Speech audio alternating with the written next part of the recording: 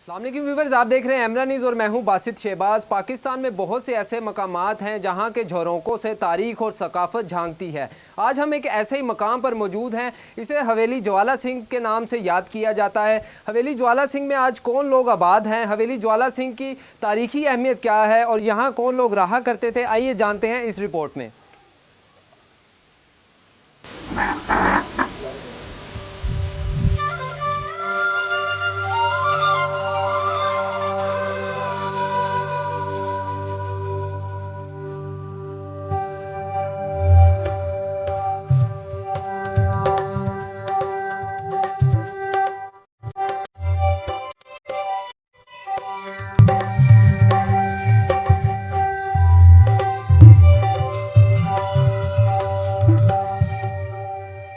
हवेली ज्वाला सिंह के अंदर हम मौजूद हैं। ये सेन है हवेली ज्वाला सिंह का। खसूसी बात यह है कि इस हवेली को लाल ईंटों से, छोटी ईंटों से, बारीक ईंटों से तामीर किया गया है।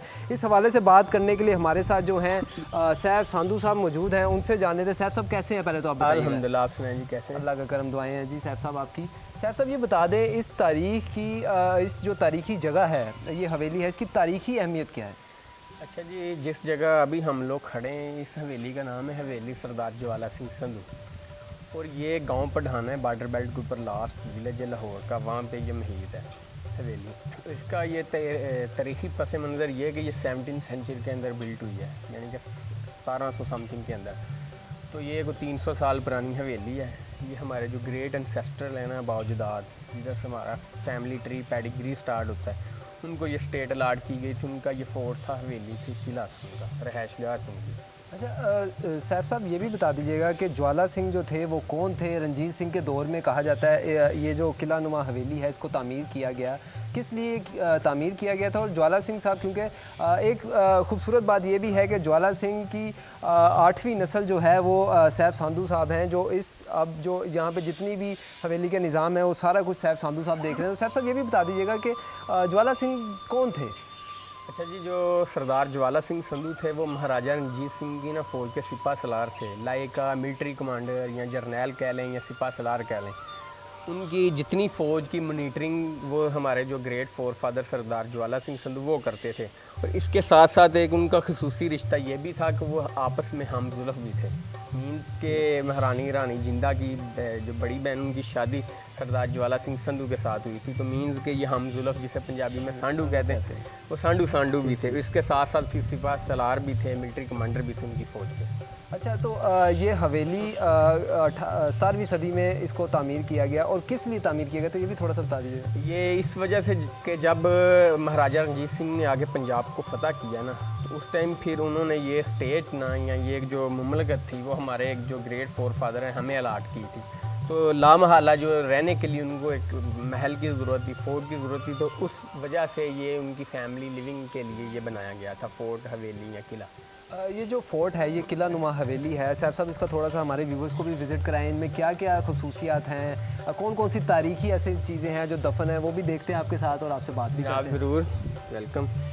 ये अभी जिधर हम लोग खड़े हैं ये जी हवेली का सेन है। ये सेन है ये हवेली जी 3 स्टोरीज के ऊपर महीत है और एक इसका बेसमेंट है, तय खाना है, इसके अंदर से सुरंग भी जाती है। तो इसकी एक ये खासियत है कि इसके अंदर ना 100 से ज़्यादा लिविंग रूम थे, सराय खाने थे या कमरे थे रहने के लिए। इसके अलावा जो रॉयल किचन था, रॉयल बाथ था, पार्किंग सिस्टम था, सर्वेंट क्वार्टर्स थे, वो इसके अलावा थे। और ये 3 स्टोरीज के ऊपर महीत थी।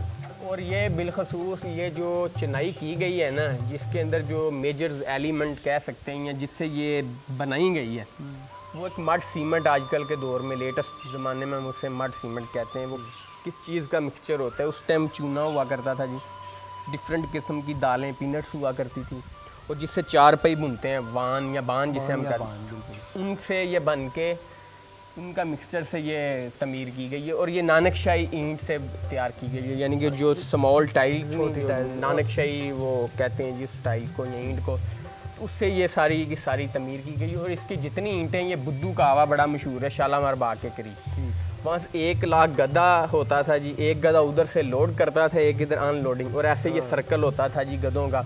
और इस हवेली का एक वार आता था 1 लाख गधों की ईंटों से।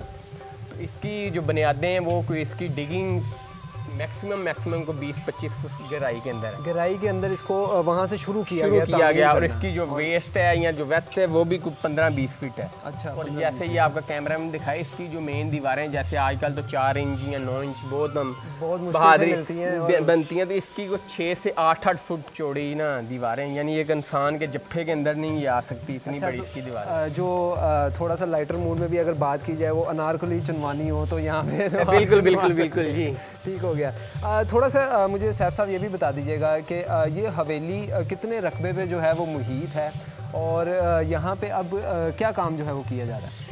अच्छा जी, ये हवेली 8 कनाल के ऊपर मुहित है, 1 एकड़ के अंदर।